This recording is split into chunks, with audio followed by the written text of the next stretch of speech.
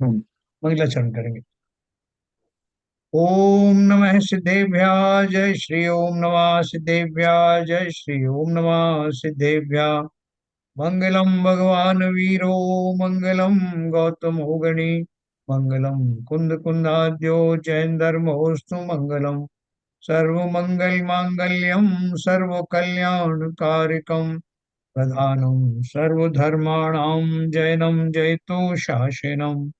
जैनम जयतु शासनम, जैनम जयतु शासनम। नमः समय साराय स्वानुभूत्या चकासते, चित स्वभावाय भावाय सर्वभावांतरच्छिदे। समय सार नाम के महान ग्रंथ का हम लोग स्वाध्याय कर रहे हैं, जो आचार्य कुंद कुंद ने लिखा। अमृत चंद्र आचार्य ने जिसकी संस्कृत में टीका की, और हेमत लाल शाह ने जिसकी हिंदी टीका लिखी, जो सभी मंदिरों में उपलब्ध है। मैं भी भोपाल में देख के आया, वहां भी ये टीका जो है मुख्य रूप से सब जगह पाई जाती है। तो बहुत अच्छा उन्होंने एलिब्रेट करके उसका वर्णन किया है, टीका के माध्यम से, हिंदी टीका के माध्यम से। उसके उसको समझाने के लिए बीच बीच में जो श्लोक आए हैं, अमृत चंद्राचार्य के जो है कलश टीकाएं आई हैं, और फिर भावार्थ आया। ये सारा हमको इतना सारा माल मिल रहा है, ये हमारा भाग्य कहिए, और उन आचार्यों और साहित्यकारों की के श्रम का फल है कि हमें जो आज ये इस रूप में सुनने को मिल रही। देखो, दो दिन बहन जी ने बहुत अच्छे से समझाया, ये बहुत मार्मिक ढंग से समझाया। मैं भी कोशिश करूंगा कि मैं थोड़ा सा उन जैसा कुछ समझा पाऊँ। और जो हमने 14 अभी तक गाथाएं पढ़ी हैं, उसके बाद जो है कुछ प्रश्न लोगों ने पूछे हैं, वो प्रश्नों का उत्तर चल रहा है, तो मैं वहीं से आपको फिर से ले चलता हूँ।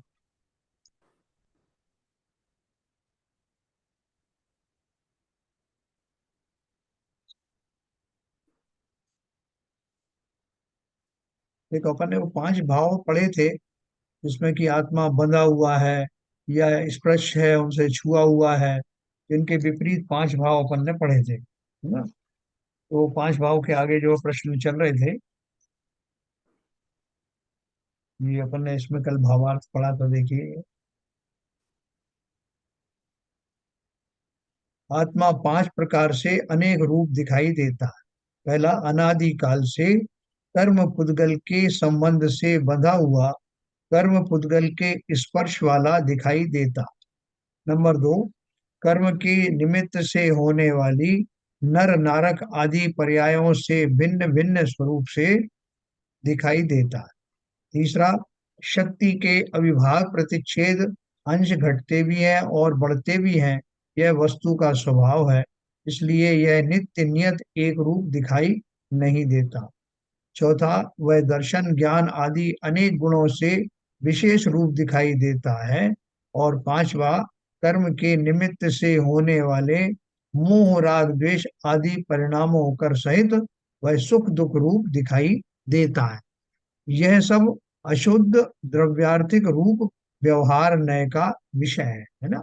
उनके ऐसे वजह से हमको इस नय की अपेक्षा से वो जो हमें दिखाई दे रहा है, वो एक तरह से सच भी है ना। हमें वर्तमान में जैसे मोह राग द्वेष आदि परिणाम भी होते हैं, हमसे हम दुखी सुखी होते हैं कर्म के निमित्त से, ये सब दिखाई देता है, और सारे जीव इस अवस्था से परिचित हैं।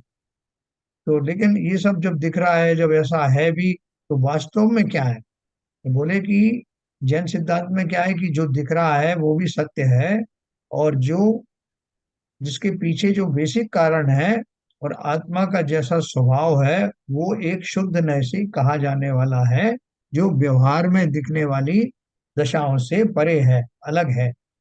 तो इसमें हमारे जैन दर्शन में क्या कहा कि जो व्यवहार में दिखाई देता है वो सर्वथा मिथ्या नहीं है, लेकिन अगर हम शुद्ध नय से देखते हैं तो वो सब जो है हमें कोई कार्यकारी नहीं है, इसलिए उसको असत्य भी कहा गया है। लेकिन ये भी कहा गया है कि उस नय की अपेक्षा से वो सत्य है। तो अपन को अब जो है, चूंकि हम आत्मा का स्वरूप विशेष तौर से जान रहे हैं, इसलिए हमें दोनों बातें जाननी है। तो नहीं तो हमारे सुनने वालों को भी श्रद्धा नहीं होगी कि साहब आप क्या बात कर रहे हो कि ये सब कुछ है ही नहीं। जो हमें दिखाई दे रहा, पृथक जो हमारे अनुभव में आ रहा है, जिन दशाओं से हम होकर गुजर रहे हैं, ये नरक नरक आदि पर्याय होती हैं, जीव 84 लाख योनियों में जाता है और उसको सुख दुख आदि होता है, ये सारी चीजें दिखाई दे रही हैं, आप इसको कैसे मना कर रहे हो? तो फिर वो श्रद्धानी ही समाप्त हो जाएगा कि जो है उसको भी हम मना करें।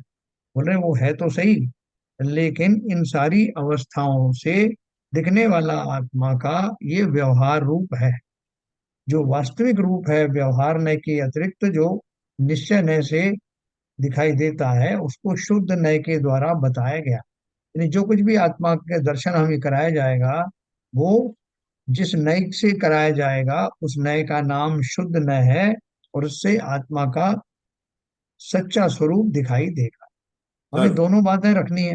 हाँ बोलिए। ये जो तीसरा वो है, शक्ति से अविभाग प्रतिच्छेद घटते भी हैं और बढ़ते भी हैं। हाँ इसका क्या इसका मतलब नहीं समझ पाया। हाँ, देखो हमारा जैसे ज्ञान गुण को अपन ले लेते हैं, तो ज्ञान का जो जो आ, अंश है, वो कितने मात्रा में है, वो अविभाग प्रतिच्छेद मतलब जैसे एनर्जी होती है ना, एनर्जी को आप कैसे मेजर करते हो, हाँ। तो उसके हिसाब से वो जो है कभी ज्ञान जो है कभी ज्यादा उघाड़ दिखाई देता है उसका, कभी उसका उघाड़ कम दिखाई देता है, तो उसके हिसाब से वो जो है कम ज्यादा दिखाई देता है। अपन बोलते हैं कि अभी मेरा ज्ञान कम हो गया, मेरी जो है वो दृष्टि कम हो गई। तो ये सब जो चीजें हैं वो आ, एक हमारे आत्मा के अंदर में ये गुण भी है कि जो कर्मों के उदय से, जैसे मेरे ज्ञानावर्णी कर्म का उदय है, तो ये मेरा जो चौसम वाली बात हो गई। चौषम जैसे ही है, अच्छा चौषम अच्छा। वाली बात है। अच्छा, फिर तो क्लियर हो गया। हाँ, कर्म के निमित्त से होने वाले मोह राग द्वेष आदि परिणामों कर सहित वह सुख दुख रूप दिखाई देता है, यह सब अशुद्ध द्रव्यार्थिक व्यवहार का विषय है। इस दृष्टि से देखा जाए तो यह सब सत्यार्थ है, परंतु आत्मा का एक स्वभाव इस नए से ग्रहण नहीं होता, और एक स्वभाव को जाने बिना आत्मा को कैसे जाना जा सकता है। इसलिए दूसरे नय को, उसके प्रतिपक्षी शुद्ध द्रव्यार्थिक नय को ग्रहण करके एक असाधारण ज्ञायक मात्र आत्मा का भाव लेकर उसे शुद्ध नय की दृष्टि से सर्व परद्रव्यों से भिन्न, सर्व पर्यायों में एकाकार और हानि वृद्धि से रहित, विशेषों से रहित और नैमित्तिक भावों से रहित देखा जाए, तो सर्व पांचों भावों से जो अनेक प्रकारता है वह अभूतार्थ है, असत्यार्थ है। ये आपको कल बहन जी ने बहुत अच्छे से बताया था। इसमें जैसे समुद्र का उदाहरण भी आया कि समुद्र जो है आपको जैसे हानि वृद्धि से रहित यहाँ दिखाया ना। हानि वृद्धि हम्म। से रहित कैसे है कि जैसे सागर की अगर उदाहरण लें अपन, तो सागर का जल जब ज्वार भाटे के रूप में हम देखते हैं तो हमको लगता है ये कभी बढ़ जाता है कभी कम हो जाता है, और जैसे हम उसकी पर्याय देखते हैं तो कभी उसमें जो है लहरें आती हैं, कभी उसमें शांत रहता है, ये सारी चीजें हमको उसमें दिखाई देती हैं। तो हमको समुद्र का असली रूप दिखाई देता नहीं। तो ये लेकिन बोल रहे हैं कि जब आप उसको समस्त परद्रव्यों के संयोग के बिना उसकी जो दशा है उसको आप देखेंगे, तो सागर गंभीर है, एक जैसा रहने वाला है, शांत है, और लहरों आदि के या ज्वार भाटा आदि पर्यायों से रहित है। मतलब उसके स्वभाव में नहीं है। जब वायु चलती है तो वो उसके प्रभाव से, या कहीं सक्शन होता है तो उसके प्रभाव से उसमें ज्वार और भाटा जो है सक्शन और उसके फैलाव के कारण होते हैं, विचार प्रसार के कारण। तो जबकि जो शुद्ध समुद्र है, सागर है, उसकी जो कवियों ने उदाहरण दी है, सागर सा गंभीर हृदय हो, है ना, गिरी सा ऊंचा हो मस्तक, ऐसा करके बहुत सारी कविताएं बनाई हैं। तो वो सागर का जो गंभीरता है और जो उसका शांतपना है, वो शांतपना और निरीरवता, नीरवता से रहित, वो सारे गुण उसमें दिखाई देते हैं। जब आप शुद्ध नय से देखेंगे, जब उसमें पर वस्तुओं का किसी भी तरह का इंटरफेरेंस निमित्त आदि नहीं होंगे, तो वो अपने स्वभाव में रहता है। ऐसे ही आत्मा जब समस्त प्रकार के आवरणों से, कर्म आदि के निमित्त से, राग देश आदि के निमित्त से रहित होता है, तो जैसा दिखाई देता है उसका वर्णन किया जाए शुद्ध नय से। तो शुद्ध नय में उन्होंने क्या बताया था? शुद्ध नय की दृष्टि से सर्व पर द्रव्यों से भिन्न, यानी कोई भी द्रव्य उसमें जो मुझे दिख रहा है कि कर्मों का निमित्त पा करके वो उसमें बहुत सारे परिवर्तन आते हैं, वो वास्तव में स्वभाव रूप से वो कोई भी परिद्रव्य उसमें दाखिल होता नहीं। नहीं। जब नहीं होता तो कोई भी पर्याय उसमें उसको अंदर से उसके स्वभाव को नष्ट नहीं कर सकते। तो सर्व पर्यायों में एकाकार अपने गुणों का धारी समस्त पर्यायों में बना है।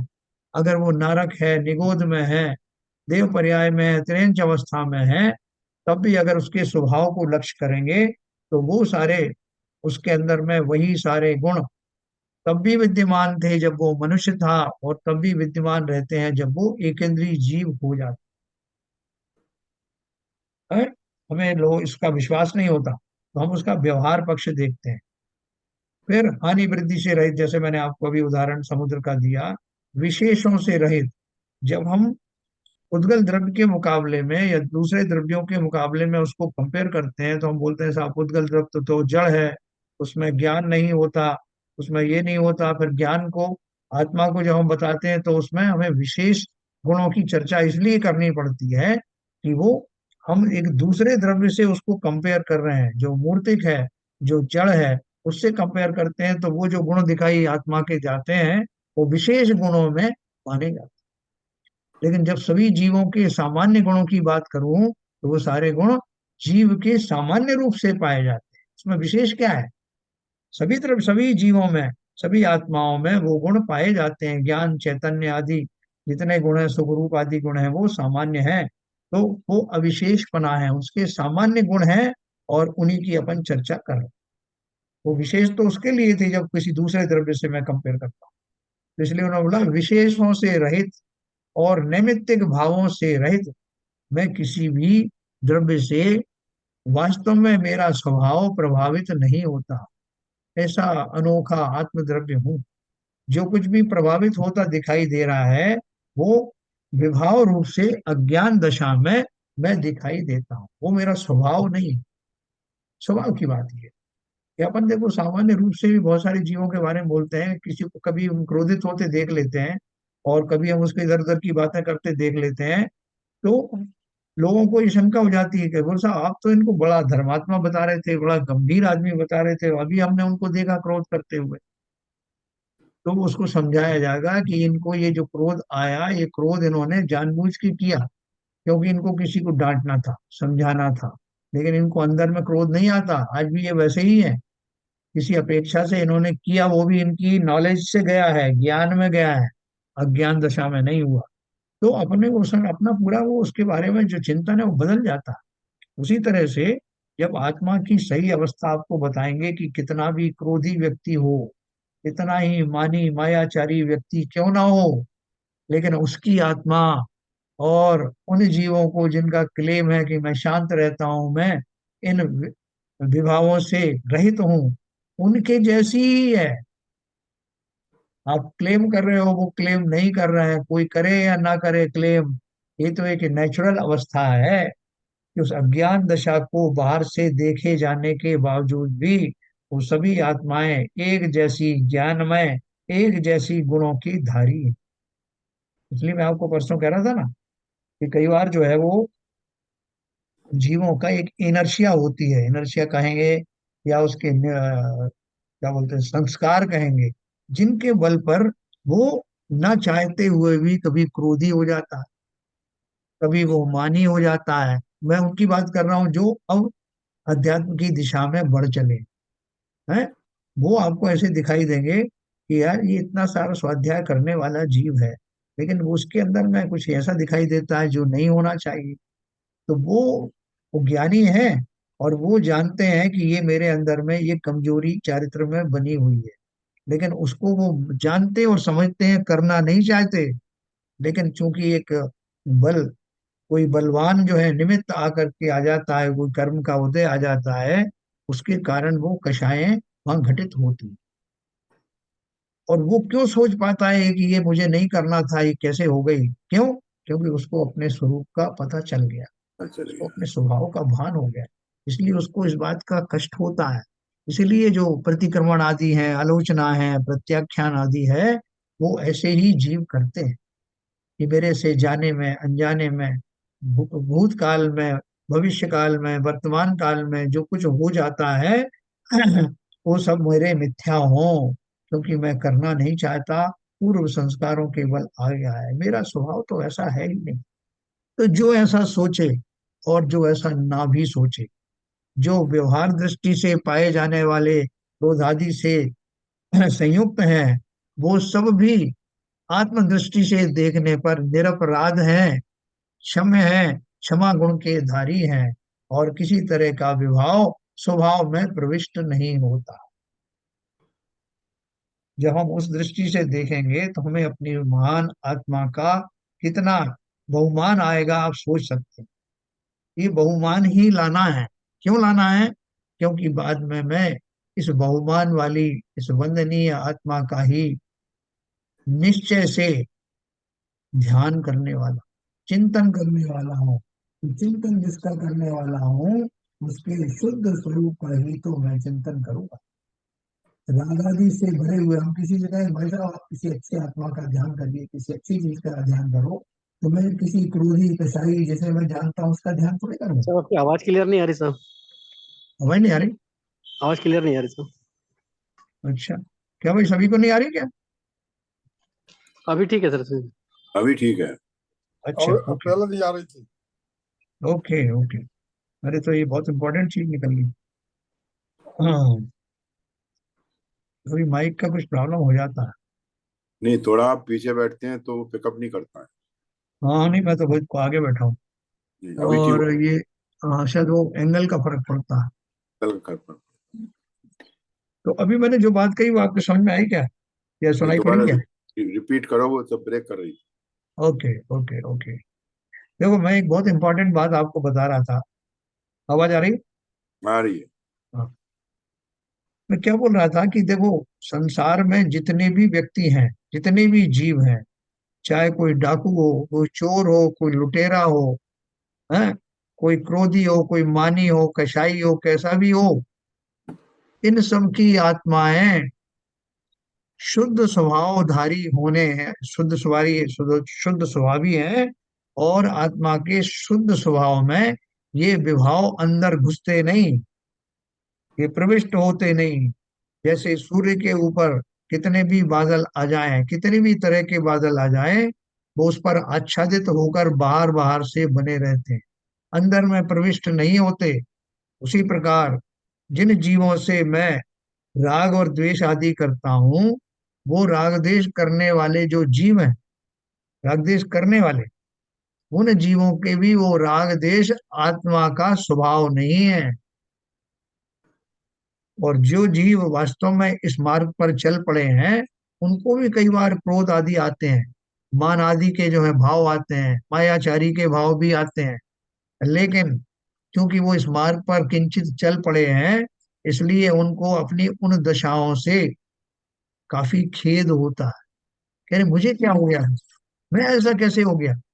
वो प्रश्न करते हैं जब किसी के साथ कुछ बर्ताव करने वाले हैं, तो मैंने उनसे ये जो बात कही, कहीं इसमें जो है मायाचारी तो नहीं थी, इसमें कोई मान कषाय का पोषण तो नहीं था, मैंने ऐसा कैसा कह दिया, इसका विश्लेषण करते हैं।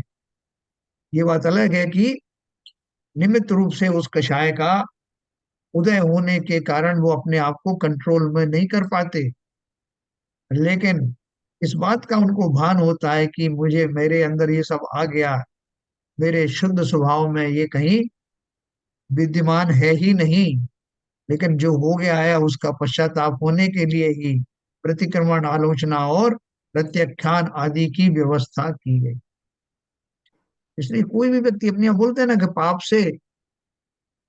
पाप से जो है वो नफरत करो, पापी से मत करो, ये एक व्यवहार में ही कहा जाता है। उसका कारण ही ये है, क्योंकि जो पाप है, वो पाप जो है वो हमें उससे द्वेष है, जिसने उसको धारण किया है वो तो आत्मा है, वो शुद्ध आत्मा है। सोच कर देखो कि और जगह लोगों ने बनाया कि आ, बड़े प्रेम से मिलना सबसे इस जग में इंसान वे, ना जाने किस वेश में बाबा मिल जाए तो किफायती है। वादी।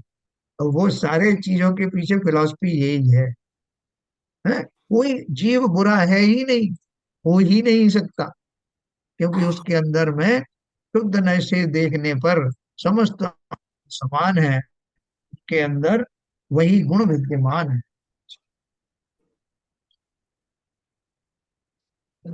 ख्याल नहीं थी।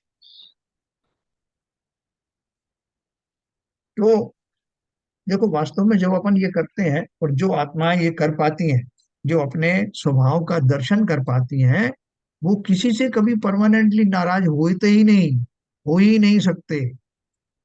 क्योंकि वास्तव में नाराजगी तो हमारी अपनी स्वयं के स्वभाव से है।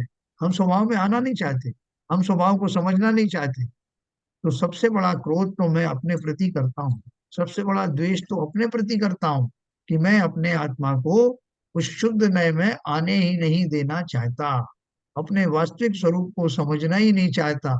तो ये मेरी स्वयं के प्रति बहुत बड़ी द्वेष की भावना है, ऐसा जगह लिखा है आचार्यों ने।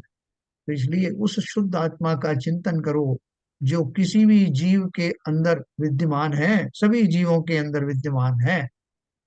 गुणों के रूप में देखूंगा तो मैं किसको बुरा समझूंगा? वो जो ऊपर से भी कहते हैं ना, बुरा जो देखन मैं चला, बुरा ना मिलिया खोए, जो दिल खोजा अपना तो कुछ। वास्तव में ज्ञानियों को ऐसा ही भाव आता है, उन्हें दूसरे लोगों में कोई खोट ही नजर नहीं आता, अपने खोट से फुर्सत नहीं। देखने से अरे मेरा ये, मैं वहां पे थोड़ा डिग गया था, मैं अपने चरित्र से थोड़ा स्खलित हो गया था, वहां मेरे से ये हो गया था। उनको अपने दोषों को ढूंढने में या उनका भान होने से ही फुर्सत नहीं। और फिर वो करते हैं प्रत्याख्यान, प्रतिक्रमण, सामायिक आदि, ये सब अपने आप ही होता है। लेकिन सबसे पहले तो हमें इस विश्वास को लाना है कि गुणों के हिसाब से, स्वभाव के हिसाब से समस्त जगत की समस्त आत्माएं एक समान है, और सभी विभावों से रहित हैं। स्वभाव की जब बात करूंगा तो विभाव से रहित है। तो इसलिए ये शुद्ध द्रव्य नय से जानना बहुत जरूरी है। और ऐसा भी है नहीं कि जो संसार में जो दिखाई देता है वैसा नहीं, वैसा भी है। अशुद्ध अशुद्ध द्रव्यार्थिक नय से वो सब घटित तो होता है, व्यवहार नय से वो सब होता है। लेकिन कोई कितने ही पापों में संलग्न होने दो, उसकी आत्मा का स्वभाव वैसा ही है जैसा सिद्धों का। तो ये हमने 5 भाव पढ़े। सर्व पर्यायों में एकाकार, हानि वृद्धि से रहित, विशेषों से रहित और नैमित्तिक भावों से रहित देखा जाए तो सर्व 5 भावों से जो अनेक प्रकारता है वह अभूतार्थ है, असत्यार्थ है ना। बिल्कुल सिंपल समझ लो आप, और आपका इसमें बहुत मन लगेगा। संसार में कैसी भी उठापटक होने दो, कैसी भी जीव होने दो। हम कई बार बड़े, हमें बहुत कोई, हम सभा में होकर के आए, किसी सामूहिक स्थल पर कोई बड़ा जो है वो कोई अवसर हो, फंक्शन हो रहा है, उसमें होके आए, तो हमें तरह तरह के लोग मिलते हैं। उसको देख करके हमें बड़ा खेद होता है, बड़ा अफसोस होता है कि ऐसे ऐसे लोग मिले साहब। कुछ लोग बड़े बेईमान हैं, कुछ लोग बड़े ठगी हैं, ये सारे आपको मिलेंगे। ऐसा नहीं कि वो नहीं है, लेकिन अगर हमने ये सब सोचा कि ये जीव आज नहीं तो कल कब सुधर जाए हमको पता नहीं।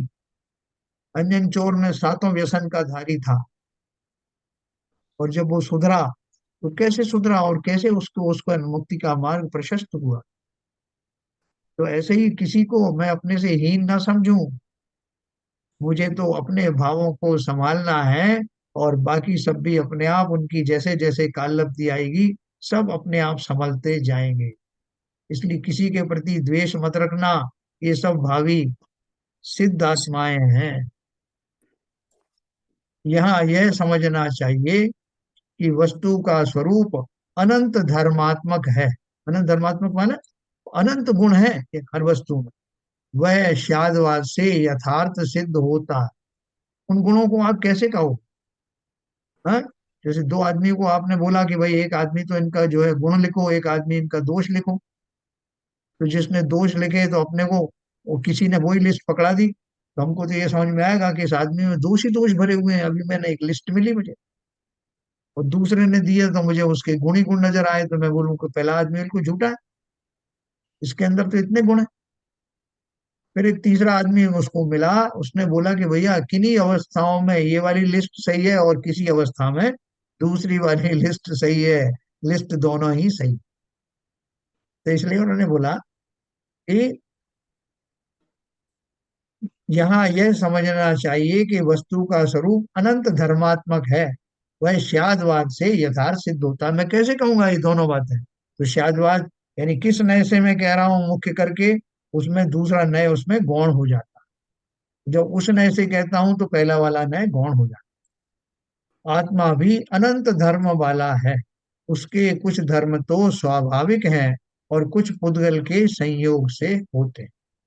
जो कर्म के संयोग से होते हैं उनसे आत्मा की सांसारिक प्रवृत्ति होती है, और तत्संबंधी जो सुख दुख आदि होते हैं उन्हें वह भोगता है ना, भोगने में आता ना। और अपन क्या बोलते हैं कि भाई साहब जैसा किया है वैसा भोग रहा है। जिस भाव से किए थे उसी भाव से भोग रहा है। अर्थात वस्तुओं को अच्छा बुरा समझा था तो वस्तुओं का उसी तरह से उससे वियोग हो जाना, उस रूप से उसको दुख होगा।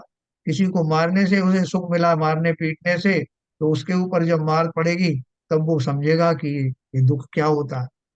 तो जिस भाव से किया उसी भाव से भोगता है।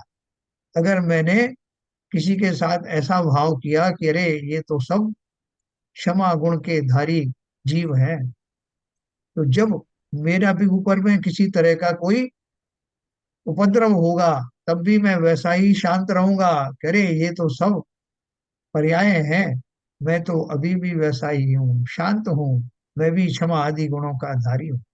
जैसा करोगे वैसा भोगोगे, जो बोला जाता है ना, वो सब तरह से चरितार्थ होता है। जिस भाव से मैं जिस वस्तु को करूंगा वैसा ही भाव लौटकर मेरे ऊपर घटित होगा। जो कर्म के संयोग से होते हैं उनसे आत्मा की सांसारिक प्रवृत्ति होती है, और तत्संबंधी जो सुख दुख आदि होते हैं उन्हें वह भोगता है। जैसे देखो, बहुत सारे हमारे जीवन में बहुत सारी घटनाएं होती हैं, और वो घटनाओं को सही रूप से समझ लेने वाला उन कर्मों के निबट जाने के बाद में वो सामान्य अवस्था में आ जाता है।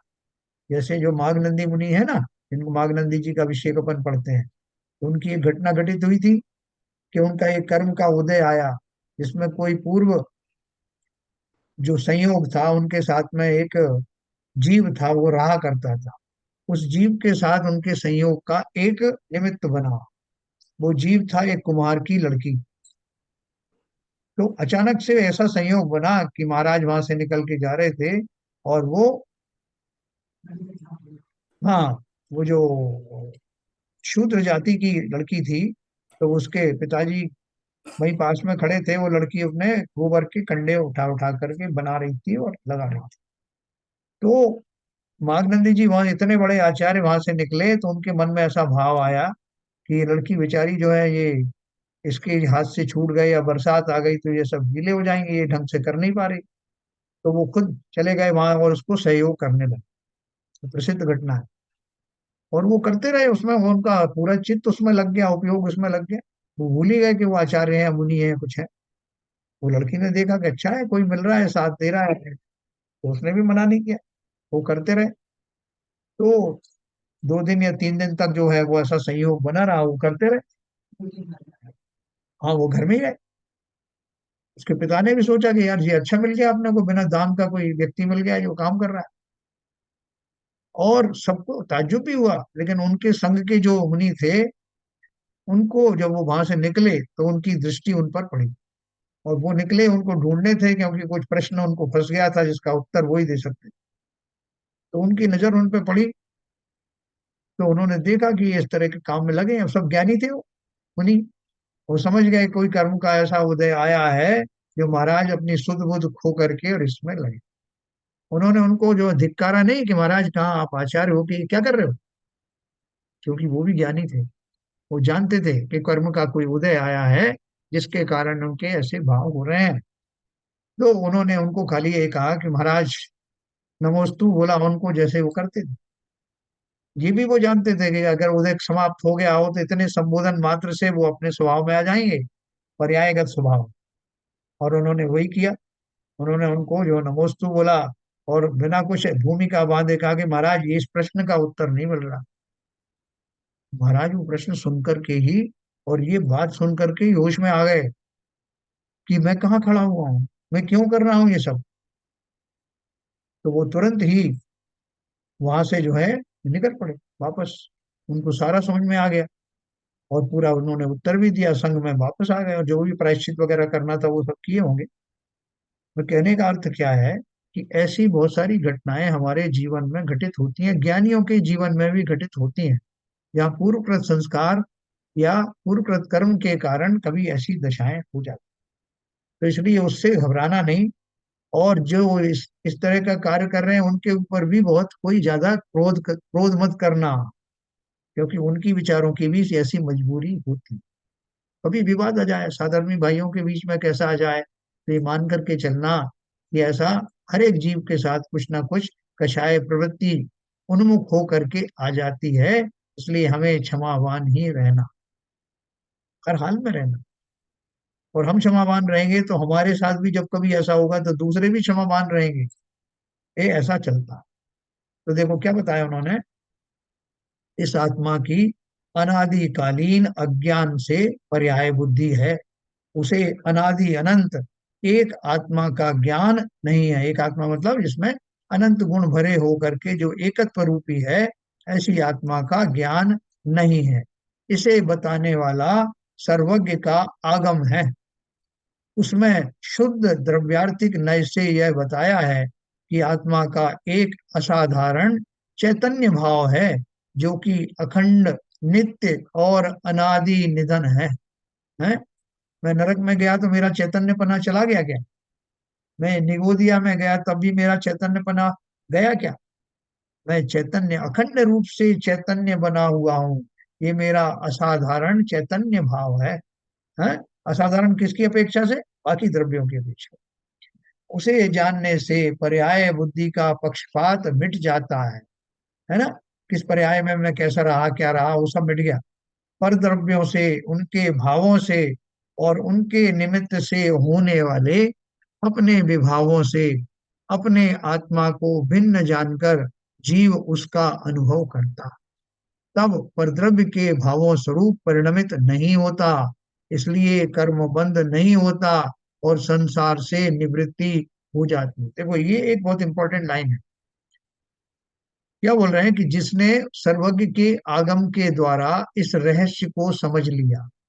इस रहस्य को कि मैं सदा काल ही चैतन्य स्वरूपी ज्ञान स्वरूपी सुख स्वरूपी आत्मा हूँ। किसी भी पर्याय में मेरे ये गुण मुझसे अलग हुए नहीं। हाँ इतना जरूर है कि किसी किसी पर्याय में, यानी कौन सी पर्याय? दो तरह की पर्याय, एक शारीरिक पर्याय और एक मानसिक पर्याय। तो जो शारीरिक पर्याय है उसके अनुसार में मानसिक पर्याय जो है कई बार कोइंसाइड भी होती, कई बार नहीं भी होती। तो एक वो पर्याय बुद्धि का पक्षपात जब मिट जाता है कि भैया मैं तो नारकी हूं, मेरा काम ही जीवों को मारना धाड़ना है, या उस अवस्था में रहने वाले ज्ञान की मेरी विपरीत दशा होने के कारण मैं ऐसा हो जाता हूँ, इन सारी बातों को अब मैं अच्छे से समझ लूंगा। क्योंकि मुझे अब जिन देव का आगम, सर्वज्ञ का आगम पढ़ना और समझना आ गया है। अब मैं इसकी प्रैक्टिस करूं, जो अपन ने अभी पढ़ा कि मैं समस्त पर्यायों में रहने के बावजूद भी मेरा ज्ञान आदि गुण वैसा ही बना रहता है। जब मैं क्रोध आदि करता हूँ, वर्तमान में भी किसी से लड़ाई झगड़ा करता हूँ, किसी आदि को सताता हूँ, तब भी मेरे वो गुण बने हुए हैं। ऐसे अक्षुण रहने वाले गुणों का निरंतर चिंतन करना, निरंतर अभ्यास करना। जब क्रोध आदि भी आ जाए, मेरा धन कोई छीनने वाले आ जाए, ठग भी आ जाए, तब भी सोचना कि मेरा क्या गया और क्या जाने वाला है, कौन मुझसे छीन लेगा उन मेरे स्वाभाविक गुणों को। ऐसा निरंतर अभ्यास करना, एक दिन में होगा नहीं। आप बोलोगे साहब हम लुट गए, पूरी तरह से बर्बाद हो गए, और आप कोई सूझ सूझ रहा है कि आत्मा का चिंतन करें। काहे की आत्मा है? इस संकट से तो निपटे, फिर देखेंगे आत्मा फात्मा। तो ऐसा हमारा जब चिंतन सुधरने लगेगा कि नहीं मैं तो ये हूं ही नहीं, मेरा कोई नुकसान कभी होता ही नहीं, जो मैं हूं उसका कभी नुकसान होता है, ऐसा मेरा निरंतर अभ्यास रहेगा। प्रारंभ में इतनी जल्दी हमारे ये समझ में आचरण में नहीं आएगा, लेकिन धीरे धीरे करके इसका प्रयोग करना, जिसका नाम अभ्यास है। तो उन्होंने बोला कि धीरे धीरे क्या होगा, पर द्रव्यों से, उनके भावों से और उनके निमित्त से होने वाले अपने विभावों से अपनी आत्मा को भिन्न जानकर जीव उसका अनुभव करता है। तब पर द्रव्य के भावों स्वरूप परिणमित नहीं होता है। जो और दूसरे जीव है, आप अपन मोटे मोटे समझ लो, एक सामने वाला क्रोध कर रहा है तो जरूरी थोड़ी कि मैं भी क्रोध करूं, नहीं करूंगा। लोग बोलेंगे आप मुझे कमजोर समझोगे ना, मत समझ लेना कि साहब ये बड़ा कमजोर है, लोग क्या सोचेंगे। इतने लोगों के सामने मैंने इसको डांटा और इसने कुछ नहीं कहा, लोग मुझे कमजोर समझ लेंगे, इसलिए मैंने बढ़ चढ़ के उसको गालियां दी। वास्तव में यही होता है। कोई मुझे एकांत में समझाए तो मुझे उतना बुरा नहीं लगता, लेकिन 10 लोगों के सामने अगर किसी ने मुझे कुछ कहा तो मुझको लगता है कि मेरी बेइज्जती हो गई। तो यहाँ क्या बोल रहे हैं, हमारी अब दृष्टि बदल जानी चाहिए। तो इस बोल रहे हैं आत्मा को भिन्न जानकर जब जीव उसका अनुभव करता है, तब परद्रव्य के भावों स्वरूप परिणमित नहीं होता। आत्मा कर्म जैसा प्रसंग खड़ा कर रहा है, वैसे मेरे भाव नहीं होते, इसलिए नवीन कर्म बंध नहीं होता और संसार से निवृत्ति होती चली जाती। इसलिए पर्यायार्थिक रूप व्यवहार नय को गौण करके अभूतार्थ असत्यार्थ कहा है, और शुद्ध निश्चय नय को सत्यार्थ कहकर उसका आलम्बन दिया, है ना। फिर वो एक हमारे एक सज्जन थे, उसमें वो बीमार पड़ गए, तो उन्होंने किसी को खबर नहीं होने दी कि वो बीमार पड़ गए, और लोग उनको देखने आ गए। हालांकि वो कोई ऐसे ज्ञानी नहीं थे, लेकिन उन्होंने उसका एक वो बहाना निकाला। उनसे बोला साहब आप तो कह रहे थे कि मैं बीमारी नहीं हुआ, और हम तो यहाँ देखने आए, आप सीधे अस्पताल में भर्ती हो। तो उनके पास कोई उत्तर नहीं था, तो उन्होंने एक ऐसा उत्तर दिया जो वास्तविक था, लेकिन उन्होंने कहा बहाने के रूप में। उन्होंने कहा अरे भैया मैं बीमार थोड़ी हुआ था, वो तो मेरा शरीर बीमार हुआ। वो जैन भी नहीं थे, लेकिन उनको अपने झूठ को छिपाने के लिए उन्होंने ये प्रयोग किया कि भैया वो तुमसे जो मैंने कहा था मैं बीमार नहीं हूँ, वो सही था, मैं थोड़ी बीमार हुआ था, मेरा शरीर बीमार हुआ। आप सोचो, अनजाने में ही उन्होंने एक सत्य का उद्घटित उद्घाटन किया, जो सत्य है। बीमार कौन होता है, मैं कभी बीमार हुआ नहीं, आज तक बीमार हुआ नहीं, मैं मतलब मेरा वो शुद्ध स्वरूप, वो कभी बीमार होता है। तो ये बोल रहे हैं वस्तु स्वरूप की प्राप्ति होने के बाद उसका भी आलम्बन नहीं रहता। हाँ, ये अपन ने ऊपर छोड़ दिया। इसलिए पर्याय आर्थिक रूप व्यवहार नय को गौण करके असत्यार्थ कहा है, और शुद्ध निश्चय नय को सत्यार्थ कहकर उसका आलम्बन दिया है। वस्तु स्वरूप की प्राप्ति होने के बाद उसका भी आलम्बन नहीं रहता। किसका आलम्बन नहीं रहता, शुद्ध नय का भी।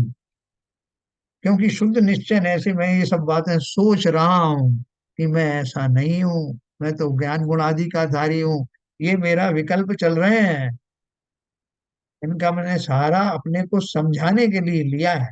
लेकिन जब मैं समझ गया तो फिर किसी समझाइश की जरूरत कहाँ है। समझ गया, कोई मुझे समझाने आए, भाई साहब आप तो ये हो, आप तो, मुझे मालूम है भाई मैं क्या हूँ, मैं भली भांति जान गया हूँ। तो फिर उस नए के, जो नए कहाँ चलते हैं, समझाने के लिए। शायद बात नए है ना। और वस्तु स्वरूप की प्राप्ति होने के बाद उसका भी आलम्बन नहीं रहता। इस कथन से यह नहीं समझ लेना चाहिए कि शुद्ध नय को सत्यार्थ कहा है, इसलिए अशुद्ध नय सर्वथा असत्यार्थ ही है। कल बेंजी ने ये समझाया था, मैं खाली रिपीट कर रहा हूँ उसको। ऐसा मानने से वेदांत मत वाले जो कि संसार को सर्वथा अवस्तु मानते हैं, उनका सर्वथा एकांत पक्ष आ जाएगा और उससे मिथ्यात्व आ जाएगा। वो क्या बोल रहे हैं, जो पहले उन्होंने शुरू में कहा कि जो कुछ हो रहा है, जो घटित हो रहा है वो भी सही है। मैं 84 लाख योनियों में गया, मैं दुखी सुखी हुआ, मैंने जो है मैं अलग अलग अलग पर्यायों में गया, मेरा ज्ञान कम हुआ, बुद्धि कम हुई, मैं लोगों से लड़ा झगड़ा, ये कोई गलत नहीं है, असत्य नहीं है, ये हुआ है। तो ये बोल रहे हैं कि मैं उसको सर्वथा गलत नहीं मानता। अशुद्ध नय से या व्यवहार नय से कही जाने वाली ये सारी घटनाएं वास्तविक हैं, लेकिन ये स्वभाव के नजदीक जाने पर मुझे ये सब घटनाएं संयोगी लगती हैं, पर निमित्तों से हुई मालूम होती हैं। और परद्रव्य निमित्तों को जब हटाकर देखता हूँ तो मेरी शुद्ध आत्मा का दर्शन हो जाता है, जो मेरी सभी अवस्थाओं में और सभी प्राणियों में लागू होता है। इसलिए सर्वनयों की कथनचित सत्यार्थ का आलम्बन भी श्रद्धान करने से सम्यक दृष्टि हुआ जा सकता है। जिनके बाल सफेद हो गए, एक बाल सफेद हुआ देखकर जिन्हें वैराग्य हो गया, उन्होंने क्या सोचा? उन्होंने ये नहीं सोचा कि भैया ये जो बाल जो सफेद हुआ है ये गलत है, ये शुद्ध नय से सही नहीं है, बाल सफेद हुआ ही नहीं। ऐसा तो नहीं माना। उन्होंने माना बिल्कुल सही है, ये शे सफेद हुआ ये भी सत्य है। और मैं मुझे ये याद दिला रहा है कि मेरा स्वभाव तो बूढ़ा होने वाला है ही नहीं। मैं तो उस अवस्था का प्राप्त करने का भान रखता हूँ, वैसी योग्यता रखता हूँ जिसमें ये जन्म जरा मृत्यु कोई अंदर आती ही नहीं। एक सफेद बाल देख करके उस पर्याय को भी सच माना और उस पर्याय रहित आत्मा का भी अस्तित्व स्वीकार किया। इसलिए वैराग्य धारण करके अपनी उस शाश्वत अवस्था को प्राप्त करने निकल पड़े। हमारे एक बाल सफेद हुआ क्या? बोले साहब अभी पूरे हो जाने तो अभी कसर है उसके बाद देखेंगे। अब उन्होंने तो एक में ही जो है अपना काम कर लिया, हमें तो अभी पूरे सफेद हो जाए तब हमें शायद हो जाए कुछ। है तो इंतजार कर रहे हैं। जिनका होना है उनको एक बाल में ही समझ में आ जाता। तो एनीवे इस प्रकार बोल रहे हैं कि जब भी मैं ये दोनों बातों को समझूंगा ना तो सम्यक दृष्टि हुए बिना नहीं रहूंगा। अब सोच के देखो, मतलब वास्तव में जब अपन इस बात की चर्चा करते हैं तो अपन को लगता है कि हम कहाँ फंसे हुए हैं, किस मूर्खता में फंसे हैं, किस गलत फहमी के कारण फंसे हुए हैं। इस प्रकार शादवाद को समझकर जिन मत का सेवन करना चाहिए, मुख्य गौण कथन को सुनकर सर्वथा एकांत पक्ष नहीं पकड़ना चाहिए, है ना। व्यवहार पक्ष क्या है, व्यवहार दशा क्या है और निश्चय दशा क्या है, इस गाथा सूत्र का विवेचन करते हुए टीकाकार आचार्य ने भी कहा है कि आत्मा व्यवहार नय की दृष्टि में जो बद्ध स्पृष्ट आदि रूप दिखाई देता है वह इस दृष्टि से तो सत्यार्थ ही है, परंतु शुद्ध नय की दृष्टि से बद्ध स्पृष्टादिता असत्यार्थ है। जैसे कमलनी का उदाहरण कल बहन जी ने बताया था ना, कि वो कमलनी दिखाई तो दे रही है कि पानी में डूबी हुई है या पानी उससे टच कर रहा था, लेकिन जब देखा, नजदीक जाकर देखा, क्या पानी उस कमलनी के पत्तों के अंदर प्रविष्ट हुआ?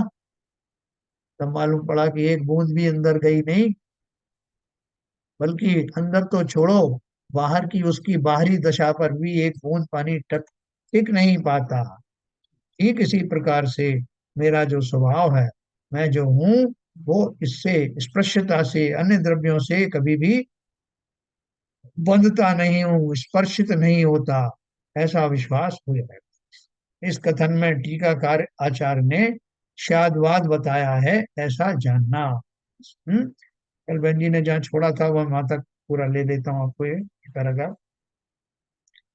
यहाँ यह समझना चाहिए कि वह नय है, यह शुद्ध ज्ञान प्रमाण का अंश है।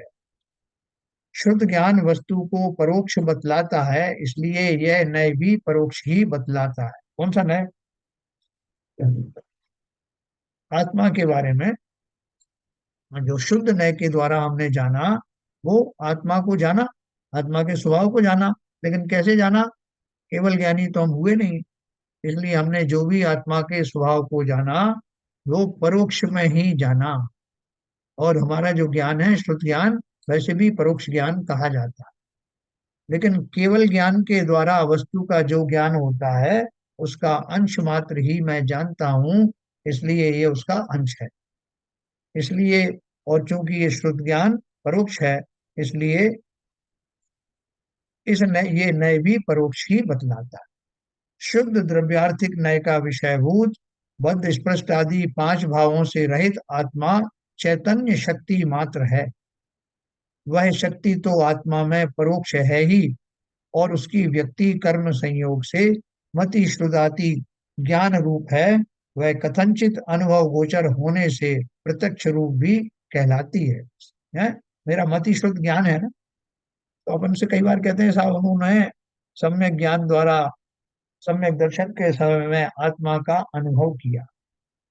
तो आत्मा का अनुभव कैसे कर लिया? जो आत्मा दिखाई ही नहीं दी, जो आत्मा केवल ज्ञान में ही मात्र दिखाई देती है, वो मैंने अपने मति शुद्ध ज्ञान से कैसे जान ली? तो बोल रहे हैं कि वह कथनचित अनुभव गोचर होने से प्रत्यक्ष रूप भी कहलाती है। क्योंकि जैसे मिश्री है, मिश्री को स्वाद लिया, भले ही जो एक अंधे ने लिया, उसके आंख तो देखती नहीं, आकार आदि नहीं देखा, लेकिन अनुभव तो कर ही सकता है। उसी प्रकार से मैं उस अनुभव का अप्रत्यक्ष परोक्ष होते हुए भी प्रत्यक्ष जैसा अनुभव कर सकता हूं। और संपूर्ण केवल ज्ञान यद्यपि छद्मस्त के प्रत्यक्ष नहीं है, तथापि यह शुद्ध नय आत्मा के केवल ज्ञान रूप को परोक्ष बतलाता है। जब तक जीव इस नय को नहीं जानता, तब तक आत्मा के पूर्ण रूप का ज्ञान श्रद्धान नहीं होता। जैसे मैं आपको पहले ही बताया था ना कि ऑटो सजेशन जो देते हैं लोग कि मैं स्वस्थ हूँ, मैं स्वस्थ हूँ, मेरी कोई तकलीफ नहीं है, मेरे सारे रोग निकल गए हैं, मैं पूर्ण बलवान हो गया हूँ, ऐसा सब अपन को ऑटो सजेशन देते हैं। या अपन वो जो सामायिक पाठ वगैरह पढ़ते हैं ना, ये क्या बोलते हैं उसको, प्रतिक्रमण करते हैं, उसमें भी अपन ऐसे कहते हैं मैं शुद्ध हूँ, मैं बुद्ध हूँ, मेरे अंदर में कोई ऐसी गलत धारणाएं नहीं है। तो उनके चिंतन से जीव में वैसी पॉजिटिव चीजें आती हैं। उसी प्रकार यहाँ बोला उन्होंने कि जब तक जीव इस नय को नहीं जानता, तब तक आत्मा के पूर्ण रूप का ज्ञान श्रद्धान नहीं होता। परोक्ष से ही जानो कि मैं ऐसा हूं।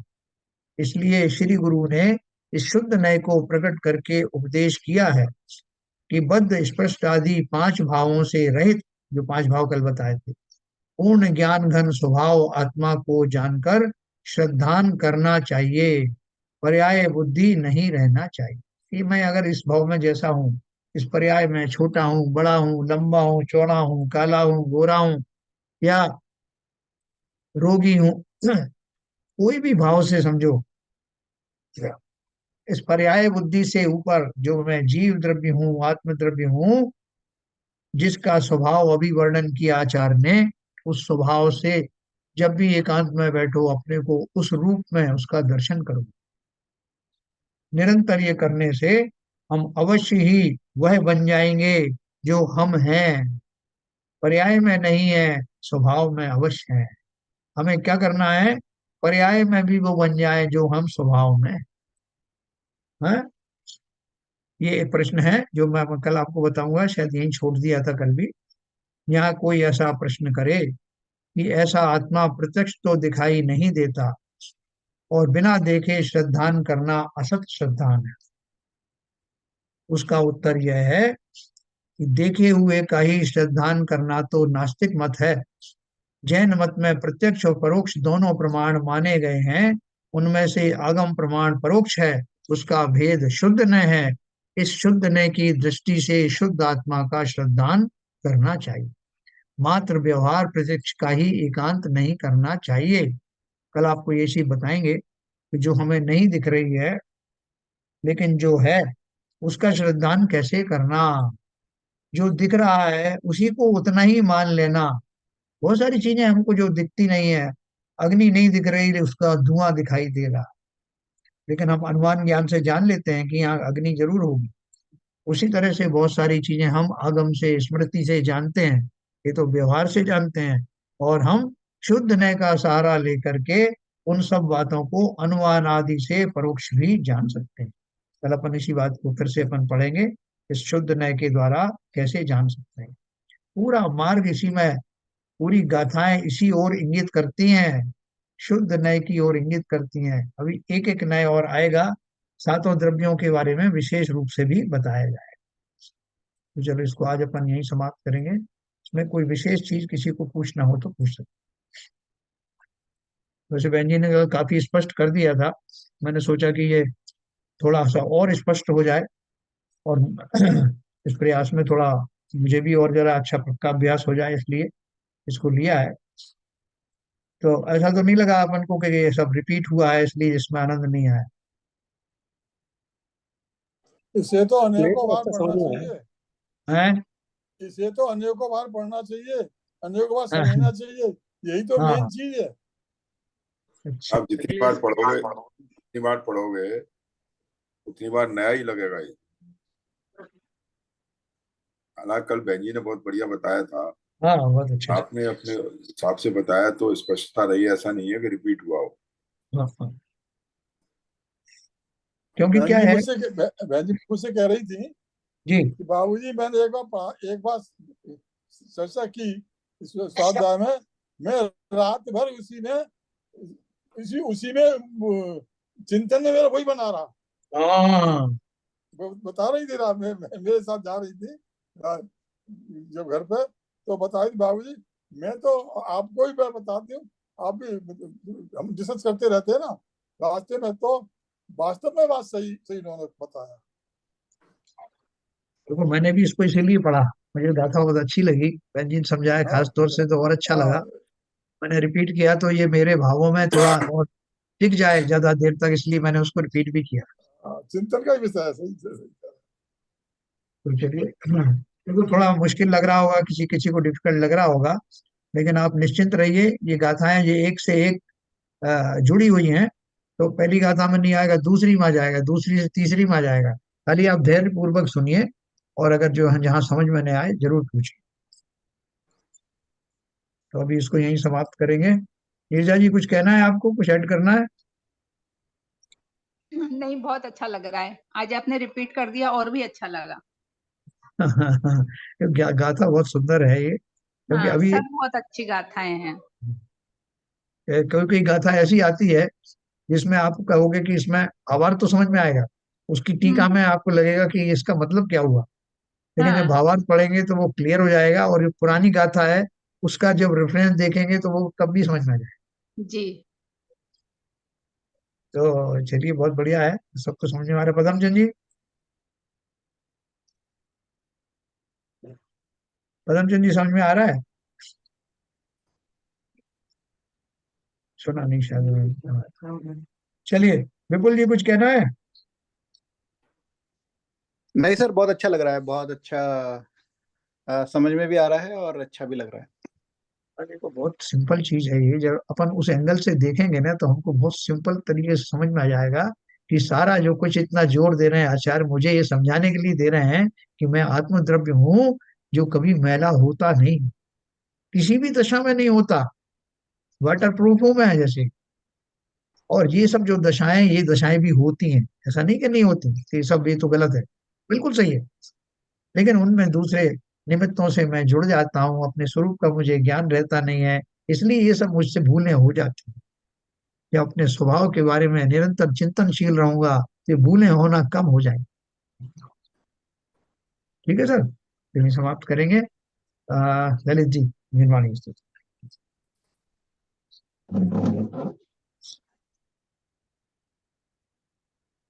नाश वेको ज्ञान के प्रकाश वेको आप परिभास वेको भानु सी बखानी है।